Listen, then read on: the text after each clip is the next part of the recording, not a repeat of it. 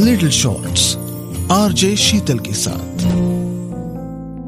जिंदगी में उतार चढ़ाव लगे रहते हैं, समझ में आता है। लेकिन एक चीज जो मुझे समझ में नहीं आती वो ये कि जैसे जैसे हम अपनी जिंदगी के आखिरी पड़ाव की ओर बढ़ते हैं, हमारे अपने, हमारे अजीज हमसे दूर क्यों होते जाते हैं।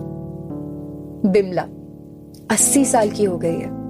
तबीयत ठीक नहीं रहती तो दिन भर अपने कमरे में ही रहती है और घर वाले भी बस खाना देने या 2 वक्त की चाय देने ही बिमला के कमरे में जाते हैं। बाकी वक्त बिमला अपने कमरे में अकेले ही रहती है।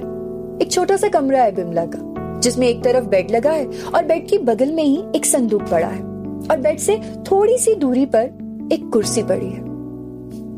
अफसोस, जिस पर आकर कोई नहीं बैठता।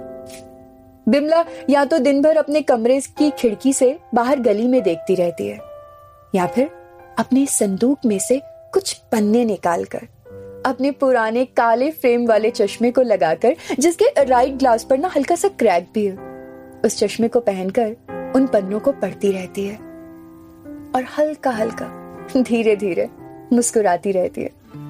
घर में बिमला की 2 बहुएं हैं जो अक्सर ये सोचती हैं कि ये माँ जी संदूक में से कौन से पन्ने निकाल के पढ़ती रहती हैं और इसे मुस्कुराती भी रहती हैं। एक दिन जब दिन में बिमला सो रही थी तो बहुएं इसे चुपके से आई और संदूक में से वो पन्ने निकाल कर ले गई।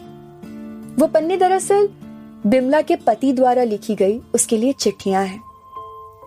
बिमला की बहुओं ने जब उन पन्नों को पढ़ना शुरू किया तो उस पे लिखा था, बिमलू, अगर मैं तुझसे पहले मर गया तो तू इन चिट्ठियों को पढ़ा करना। तुझे मेरे पास होने का एहसास होगा। जब तू बूढ़ी हो जाएगी ना और चल फिर नहीं पाएगी, जब घर वाले तुझसे बात करना कम कर देंगे या फिर छोड़ देंगे, जब तू अपने ही घर में अनचाही मेहमान बन जाएगी, तब तू इन चिट्ठियों को जरूर पढ़ना और याद रखना कि तू मेरी बिमलू है। भूरी आंखें सुनहरी मुस्कान से कैसे इस घर में महकती फिरती थी। अपनी मोहब्बत से तूने कैसे इन दीवारों में जान डाल दी थी। तेरे प्यार से इस घर को घर बनाया। याद रखना कि तू मेरी बिमलू है। तेरी मोहब्बत से इस घर की दीवारें सांस लेती थी। याद रखना, तू मेरी बिमलू है।